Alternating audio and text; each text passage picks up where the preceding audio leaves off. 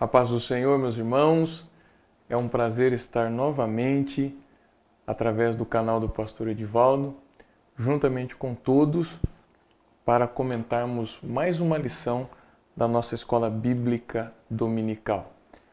Primeira lição do trimestre do ano de 2018. E eu quero aproveitar aqui para desejar a todos os irmãos, as irmãs que nos acompanham através deste canal, um feliz 2018. E esse trimestre nós vamos estudar na lição dos jovens o tema Seu Reino Não Terá Fim. Vida e obra de Jesus segundo o Evangelho de Mateus. Uma lição muito interessante, tenho certeza que será uma lição muito produtiva para a vida dos nossos alunos nesse ano que se inicia, e nós temos a certeza que este ano de 2018 será uma bênção como tem sido para a vida da igreja. O autor, comentarista dessa lição dos jovens, desse trimestre, é o pastor Natalino das Neves, pastor da Assembleia de Deus, pastor auxiliar da Assembleia de Deus, ali da cidade de Curitiba. Então ele vem nos trazer aqui uma lição a respeito da vida, da obra de Jesus Cristo através do Evangelho segundo escreveu Mateus. Então, ao longo desse trimestre, nós vamos ter lições muito boas a respeito da vida de Jesus, o nascimento de Jesus, o batismo de Jesus, a tentação que Jesus passou no deserto, os primeiros discípulos que seguiram a Jesus. Nós vamos falar também sobre o perigo da falsa religiosidade, sobre a entrada triunfal de Cristo em Jerusalém, acerca de assuntos escatológicos, a respeito da crucificação de Cristo, da ressurreição de Cristo, tá? E de todas as ordenanças que Cristo deixou para nós, e nós aprendemos isso através do Evangelho segundo escreveu Mateus. Então eu tenho certeza que será um trimestre muito abençoador para a vida dos jovens, e eu tenho certeza que os professores vão se dedicar aí para que os nossos alunos possam ter um trimestre proveitoso. Primeiro trimestre de 2018, eu tenho certeza que vai ser um trimestre proveitoso para a vida da Escola Bíblica Dominical. A primeira lição que nós vamos aprender, ela fala a respeito do Evangelho de Mateus. Então, uma lição introdutória a respeito do Evangelho de Cristo escrito por Mateus. Então, nós vamos, de forma resumida aqui, falar um pouco sobre este Evangelho e a importância dele na vida da igreja. Interessante a gente observar neste Evangelho que é um Evangelho que, com certeza, o Evangelho de Mateus foi um dos evangelhos que mais influenciou na história da igreja cristã. Com certeza o evangelho mais lido, né, mais estudado devido à sua importância. Então nós temos 3 objetivos aqui nesta lição para que o aluno possa entender um pouco mais a respeito do Evangelho de Cristo segundo escreveu Mateus. O primeiro objetivo é pontuar a autoria, a data e a semelhança entre os evangelhos de Marcos, Mateus e Lucas, que são conhecidos como evangelhos sinóticos, né? Devido à sua semelhança. O segundo objetivo aqui é apresentar a genealogia de Jesus, que é descrita no livro de Mateus. E o terceiro objetivo é expor a teologia do Evangelho de Mateus, né? É expor aí a didática teológica que Mateus utiliza para alcançar os seus objetivos quando ele escreveu este Evangelho a respeito da vida do nosso Salvador Jesus Cristo. Interessante os professores deixar bem claro que este Evangelho é muito importante, é tão importante que é necessário os alunos entenderem que para estudar um Evangelho, para estudar um livro da Bíblia, a primeira coisa que nós temos que fazer é ler. Então o conselho que eu dou aqui para o professor, em primeiro lugar, antes de iniciar a sua aula, é ler todo o Evangelho de Mateus novamente. Se você já leu, leia novamente, deixe ele bem fresco aí na sua memória, tá? Para que você possa trazer comentários a respeito desse Evangelho. Também ler toda a revista, né? Isso é muito importante para os professores aí, é ler toda a revista antes de iniciar as suas aulas. Então, professor, leia o Evangelho, professor, leia toda a revista e incentive o seu aluno também, que vai estudar o Evangelho nesse trimestre, o Evangelho de Mateus, incentive ele a ler o Evangelho de Mateus. É muito importante e com certeza isso vai enriquecer muito a aula, vai trazer muito mais frutos para a sua aula. Uma outra coisa interessante que eu quero deixar de conselho aqui para o professor é que você consiga um material auxiliar para te ajudar nas aulas, tá? Eu trouxe aqui para os irmãos, é apenas um conselho, né?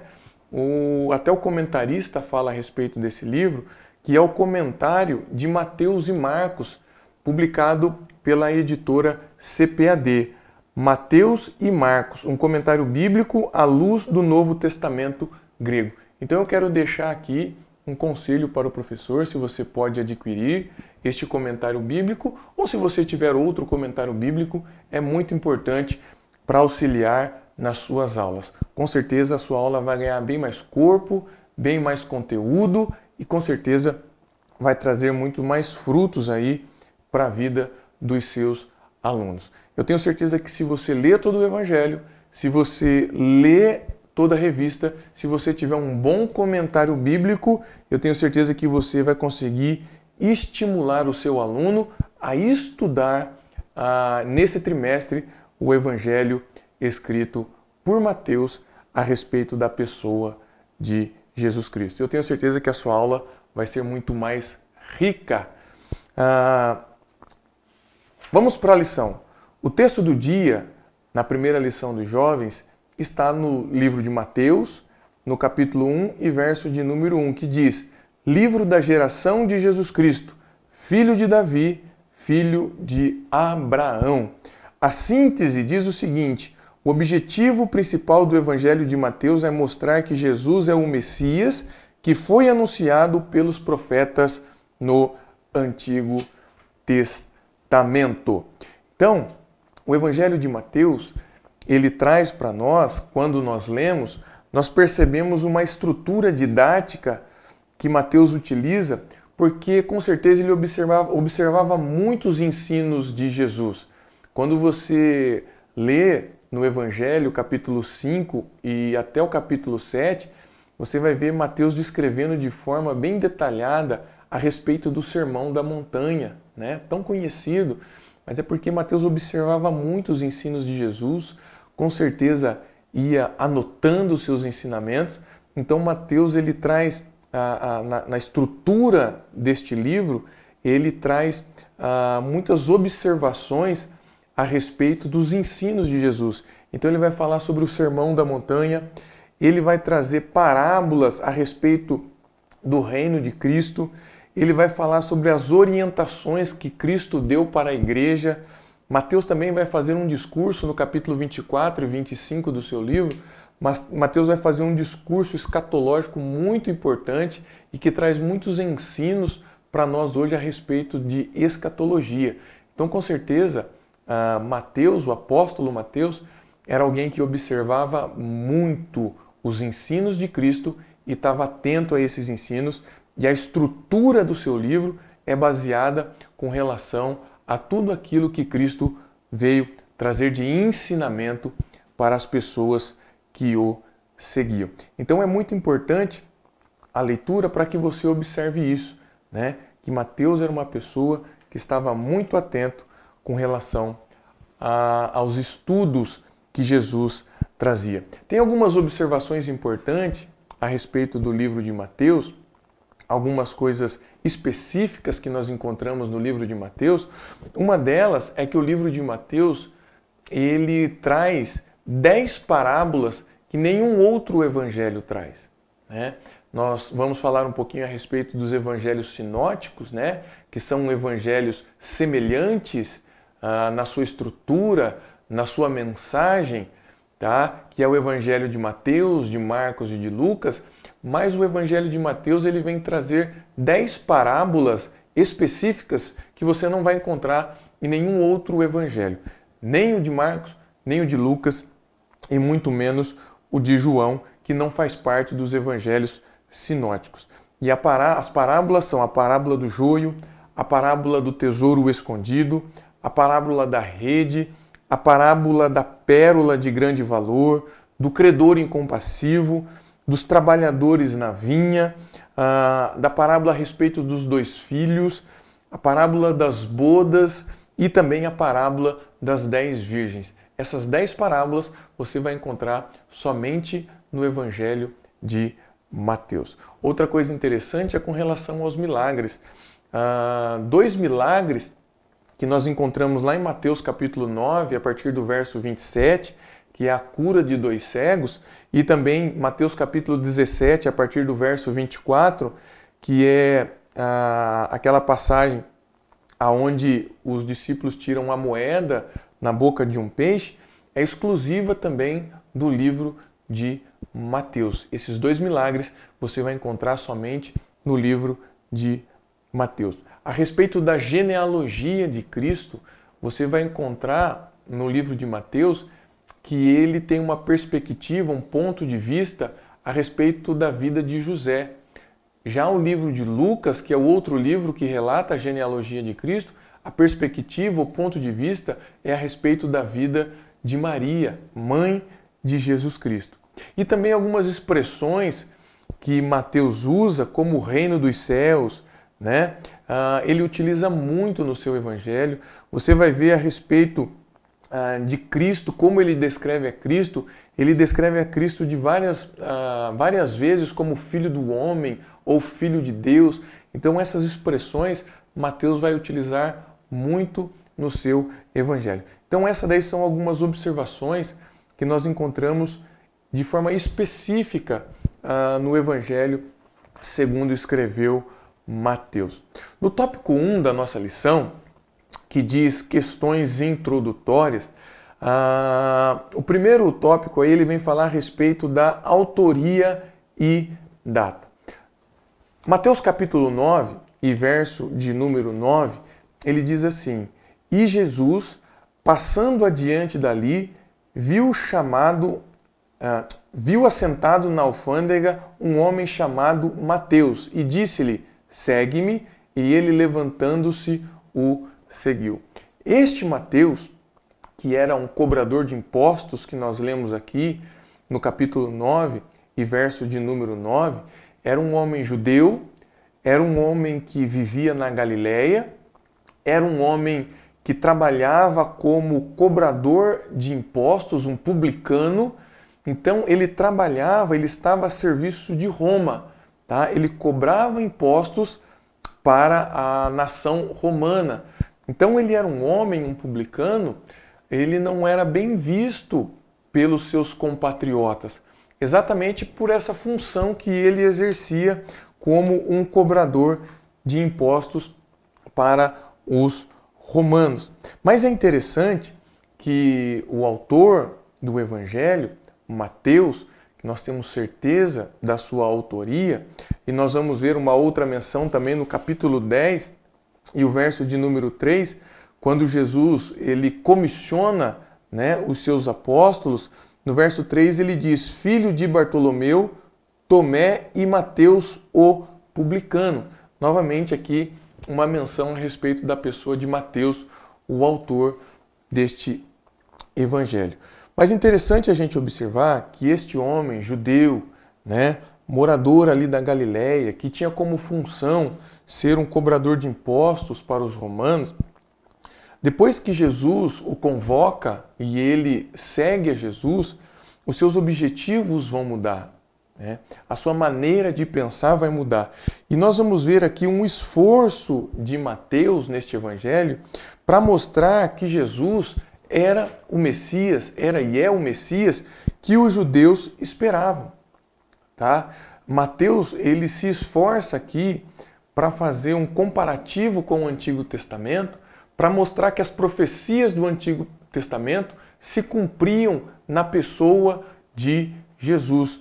O objetivo maior deste livro é provar para os judeus que Jesus era o Messias, o Salvador do mundo que veio para trazer vida e vida com abundância. Então, uma coisa interessante do livro de Mateus é que ele vai se utilizar muito do Antigo Testamento para confirmar e para ilustrar a posição messiânica de Jesus. Ele, com certeza, é o evangelista que mais faz uso dessa ferramenta, porque ele tem como objetivo mostrar para o judeu e provar para o judeu que Jesus era o Messias e mostrar para os gentios que Jesus é o Salvador que haveria de vir para salvar a humanidade.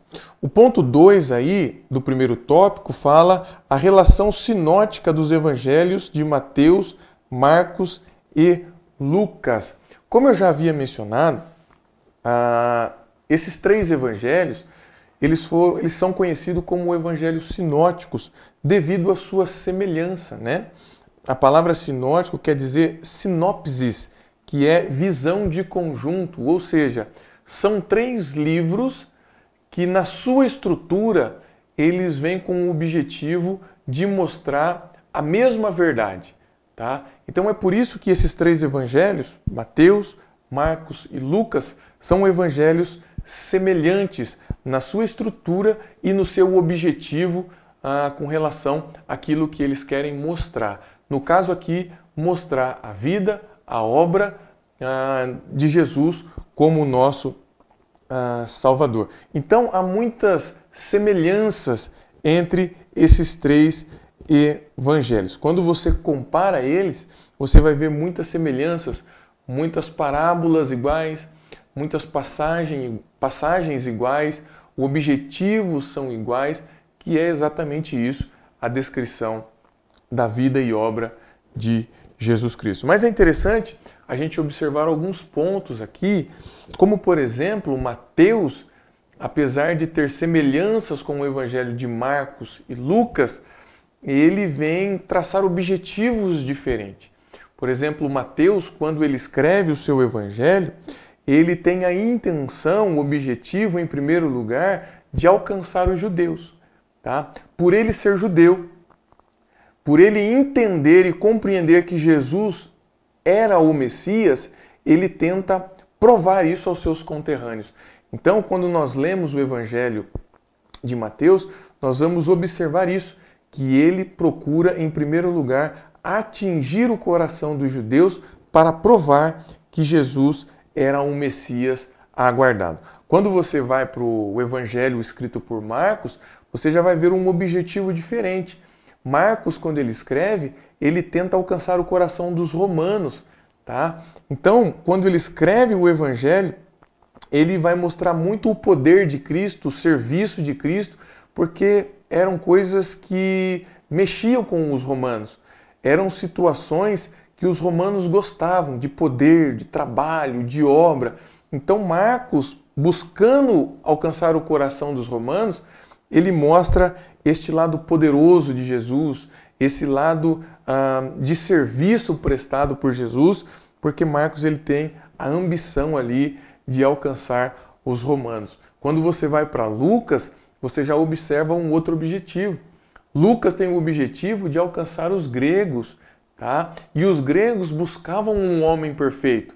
Então Lucas vem descrever Jesus como um homem perfeito, porque Lucas ele tinha o objetivo ali de alcançar o coração dos gregos. Já João, não. João é um evangelho que foi escrito para alcançar todas as nações. Tá? Ele tem um objetivo diferente na sua estrutura, é por isso que ele não se enquadra nos evangelhos sinóticos ou evangelhos semelhantes, como Mateus, Marcos e Lucas. Também é interessante a gente pensar aqui que quando Mateus escreve, ele vai mostrar Jesus como rei, né? O rei aguardado, porque é exatamente isso que os judeus esperavam. O rei que eles tantos almejavam, que era um Messias. Então, Mateus, ele vem mostrar aqui a grandeza de Jesus como rei, instaurando o reino dos céus. É por isso que ele fala muito a respeito do reino dos céus, porque Jesus vem instaurar o reino aqui na terra. Tá? Ele vem mostrar Jesus como filho de Deus, né? O rei aguardado. Mateus começa o seu texto falando a respeito da genealogia, falando de Davi e Abraão, né? Porque a linhagem de Abraão viria o Messias, e da linhagem de Davi, como rei de Israel, viria o rei que governaria o povo, né? As nações. Então, Mateus tem aqui como foco mostrar Jesus como rei, diferente dos outros evangelhos. Se você ler o evangelho de Marcos, você vai ver Jesus mais como um conquistador, Jesus como um prestador de serviços. Lucas mostra Jesus como filho do homem, João mostra Jesus como filho de Deus. Então, cada evangelho tem o seu objetivo. Apesar dos evangelhos sinóticos ser muito semelhantes, eles têm aí os seus objetivos, eles são diferentes. Tá? O ponto 2 da nossa revista, da nossa lição, ele vem falar a respeito da genealogia de Jesus em Mateus. Porém, eu queria deixar aqui um pensamento para o professor e também para os jovens a respeito dessa primeira parte que nós falamos, dessa parte introdutória, né? Se você criar uma estrutura aí, né, a respeito da organização do livro de Mateus, você vai ver que do capítulo 1 até o capítulo 4, Mateus vai falar sobre a vinda do Messias. Do capítulo 4 ao capítulo 16, vai falar sobre o ministério do Messias. Do capítulo 16 ao capítulo 23, vai falar das reivindicações de Jesus como Messias. E do capítulo 24 ao 27, vai falar do sacrifício do Messias, né? E o capítulo 28 vai falar a respeito do triunfo do Messias. Então você vê uma estrutura, uma divisão aí, mostrando a vida e obra de Jesus. Então, Mateus tem o objetivo aqui de mostrar todos os ensinos de Jesus a respeito da sua vida e obra. E nós, e aqui eu quero que você reflita nessa pergunta, nós devemos também guardar todas as coisas que Jesus ensinou. Mateus, é claro que inspirado pelo Espírito Santo aqui, ele se esforçou para criar uma estrutura mostrando os ensinos de Jesus. E hoje nós temos que guardar esses ensinos. Então a pergunta é: como está o seu relacionamento com Jesus para aprender os seus ensinos? Tá? O que você tem feito para aprender os ensinos de Jesus? E aqui nós fechamos o primeiro tópico da nossa lição. O tópico 2, que vem falar a respeito da genealogia de Jesus em Mateus, no capítulo 1 e verso de número 1, como nós já lemos, ele fala do livro da geração de Jesus Cristo. É claro, irmãos, que Mateus ele pesquisou aqui e ele encontrou em algum livro a respeito da genealogia, né? Para chegar até Cristo, tá? Então ele vai mostrar uma estrutura, ele mostra aqui uma divisão para mostrar a genealogia de Jesus, na perspectiva da vida de José, como nós já havíamos comentado. Ele vai falar de Abraão até Davi, ele vai mostrar 14 gerações, né? De Davi até o exílio babilônico, ele vai mostrar mais 14 gerações, tá? E do exílio babilônico até o nascimento do Messias, ele vai nos trazer aí mais 14 gerações. Então ele divide a genealogia de Cristo, né? O parentesco de Jesus, na perspectiva do seu pai José, ele divide em 3 etapas de 14 gerações cada etapa. De Abraão até Davi, 14 etapas, 14 gerações. De Davi até o exílio babilônico, o último rei do exílio babilônico, mais 14 gerações. E após o exílio babilônico, até o nascimento de Jesus, mais 14 gerações. Então é interessante você pensar comigo aqui que quando o evangelista Mateus aqui, ele fala a respeito de Abraão, né? E quando ele mostra aqui filho de Davi e filho de Abraão, ele está querendo mostrar a natureza humana de Jesus, mas é importante você observar que Jesus não era simplesmente um herdeiro, né? Quando ele mostra a genealogia aqui, ele não está falando simplesmente de um herdeiro das promessas de Abraão, das promessas de Davi. Muito pelo contrário, Jesus, ele é o cumprimento dessas promessas, tá? Essas promessas que veio através da vida de Abraão, né? Que de Abraão todas as nações da terra seriam benditas ou abençoadas, estava falando que em Jesus essa promessa seria cumprida. Porque através de Jesus todas as nações são abençoadas. Se você crer nele como seu Salvador, a bênção está estendida sobre a sua vida. Tá? Então, é o cumprimento das profecias que são concretizadas na pessoa de Jesus. Quando ele fala de Davi, filho de Davi, Davi foi o rei mais importante de Israel. Então, Jesus, como filho de Davi, ele vem mostrar a sua natureza humana como rei de Israel, tá? Como rei daquela nação. Mostra a realeza de Jesus e é por isso que Jesus tinha condições e pôde instaurar um reino terreno aqui nesta terra. Temos que entender que este reino terreno é um reino espiritual, mas Jesus, como filho de Davi, ele é o rei deste reino terreno espiritual aqui na terra. Todas as pessoas que aceitam a Cristo como Salvador fazem parte deste reino espiritual, são introduzidos neste reino espiritual. E este reino tem um rei, que é Jesus, e este rei tem mandamentos, que é as ordenanças de Jesus. Este rei, ele tem objetivos, que são os objetivos que Jesus traçou para os seus súditos. E este rei tem promessas, e essas promessas serão cumpridas e serão vividas pelas pessoas que fazem parte deste reino que Jesus ele veio instaurar aqui na terra.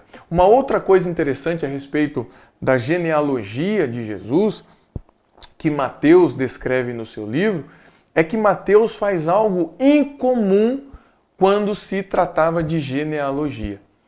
O judeu, quando descrevia genealogia, eles não mencionavam mulheres, tá? Eles não mencionavam mulheres. E Mateus vai fazer algo de interessante aqui, porque Mateus ele vai mencionar pelo menos 4 mulheres aqui na genealogia de Jesus. Ele vai falar a respeito de Ruth, que era uma moabita. Ele vai falar a respeito de Raabe, que era uma prostituta. Ele vai falar a respeito de Tamar, que na sua vida seduziu e enganou seu sogro. E ele vai falar a respeito de Betseba, né, que era a esposa de Urias, que foi a mulher que Davi teve um relacionamento extraconjugal. Então ele vai mostrar aqui 4 mulheres que jamais seria mencionada em qualquer genealogia. Tá? 4 mulheres que tinham uma vida que as pessoas, que os judeus, na verdade, eles queriam esconder esse tipo de situação.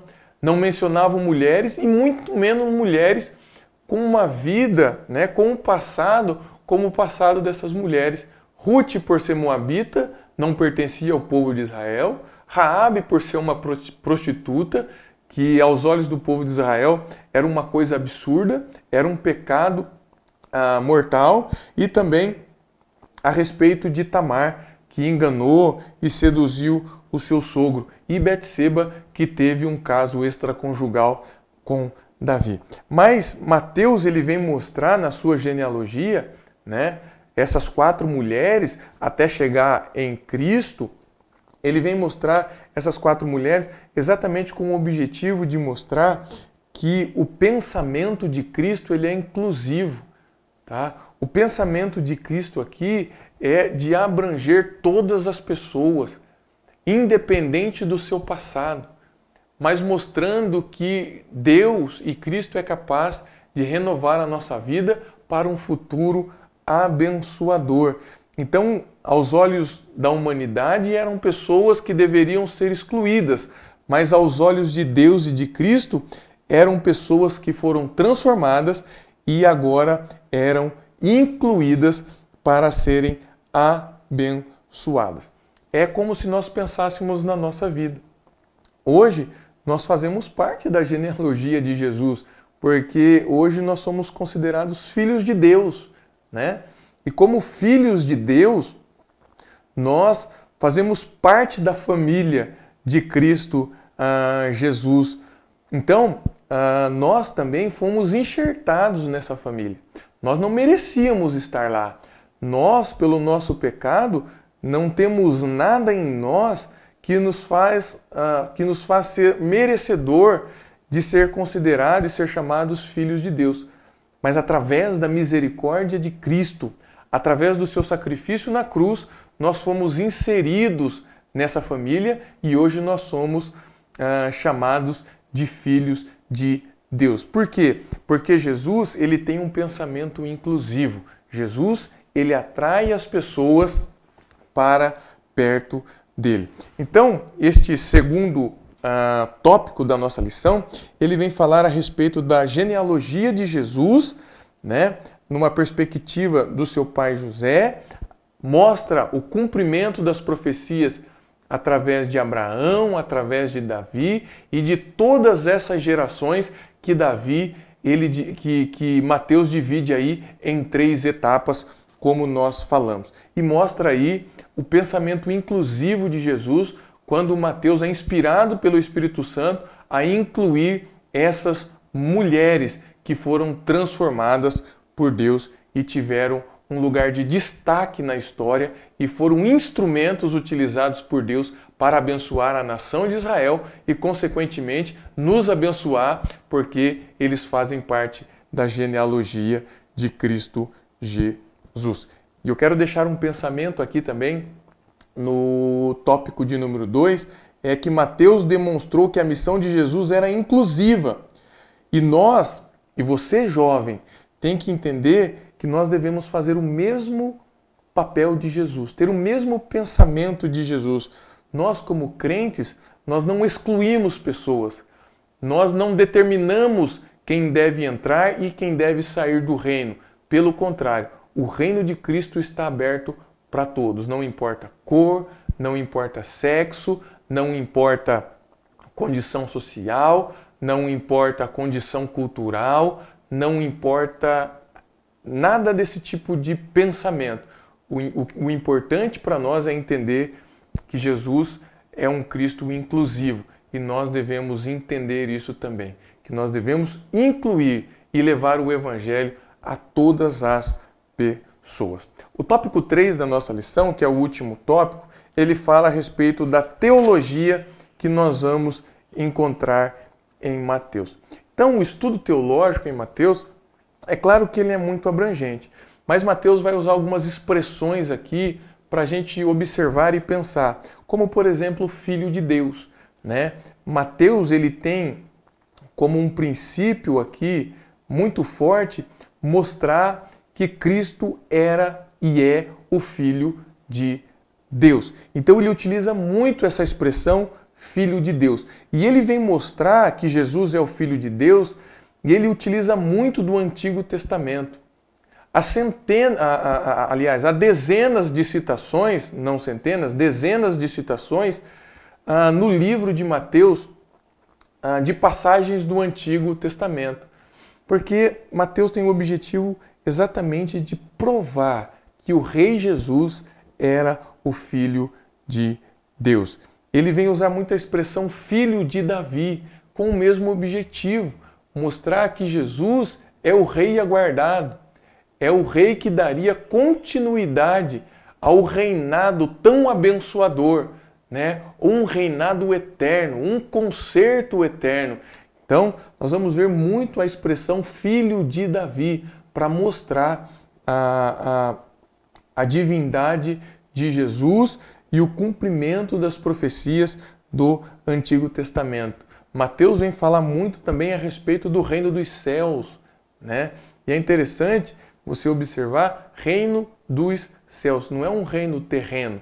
Então Mateus vem mostrar que o reino dos céus é muito diferente e muito superior a qualquer reinado humano, a qualquer reinado terreno. Então ele vem mostrar aqui o que é o reino dos céus, como participar do reino dos céus e mostrar que o reino dos céus tem diretrizes, tem ordenanças e tem leis, tá? E todos podem fazer parte deste reino, porque este reino ele está dentro de nós. Ele vem mostrar aí a identidade de Jesus e este reino, ele é um reino que está dentro de cada um de nós. Uma outra coisa importante para você que é professor mencionar, lá em Mateus capítulo 18, verso de número 1, ele vem falar o seguinte, do verso 1 até o verso de número 9, Mateus vem mostrar, a gente não vai ler para ganhar tempo, mas Mateus vem falar a respeito da igreja. É o único evangelho que menciona a igreja. É o único evangelho que fala a respeito da igreja. Então Mateus vem mostrar ali o relacionamento de Cristo com a sua igreja. E ele faz várias recomendações. Ele recomenda que a fé em Cristo ela traz humildade e evita erros, tá? A fé em Cristo nos faz vencer os falsos profetas. A fé em Cristo nos faz vencer os pecados. Então Mateus vem mostrar aí para a igreja que em Cristo nós podemos vencer as nossas dificuldades. E o ponto 3 do tópico 3 fala do uso do Antigo Testamento em Mateus. Falamos bastante a respeito disso, que Mateus ele vem utilizar muito o Antigo Testamento para provar que Cristo era o Messias esperado. Então, eu fecho aqui o terceiro bloco com um outro pensamento, que Mateus teve o cuidado de mostrar, etapa por etapa na Bíblia, a divindade de Jesus, a realeza de Jesus e que Jesus era um Messias aguardado. Então é importante, né, a gente aprender sobre a vida de Jesus nas Escrituras e nós devemos dar valor à palavra de Deus. Porque se você der valor à palavra de Deus, você vai entender que Jesus era e é o Messias que nós aguardamos e ele veio para trazer vida e vida com abundância. E benditos aqueles que creem em Jesus como Salvador. Então aqui nós finalizamos este pensamento introdutório, tá? Um subsídio para ajudar aí nas suas aulas, mas com certeza o meu conselho é para que você se aprofunde muito mais, estude muito mais e eu tenho certeza que a sua aula vai ser enriquecida e muito abençoadora. Deus abençoe a todos e até uma próxima oportunidade, se Cristo assim quiser. Um abraço.